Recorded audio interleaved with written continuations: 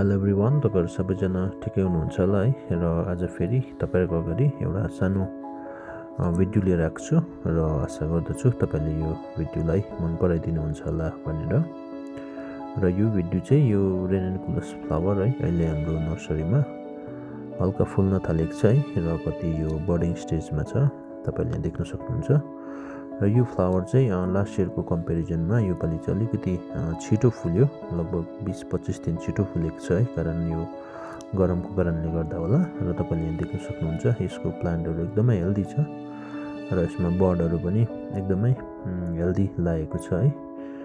र यो एउटा बोटमा लगभग 5-6 वटा बर्डहरु लागेको छ, तपाईले देखिरहनु भएको छ है।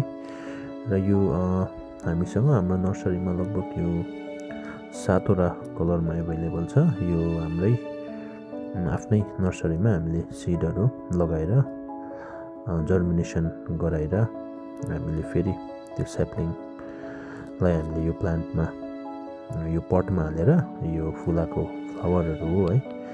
र यसमा लगभग 7 वटा कलर छ। र जब यो कम्प्लिटली फुल्छ म तपाईहरुलाई फेरि अर्को भिडियो पनि लिएर आउने छु है।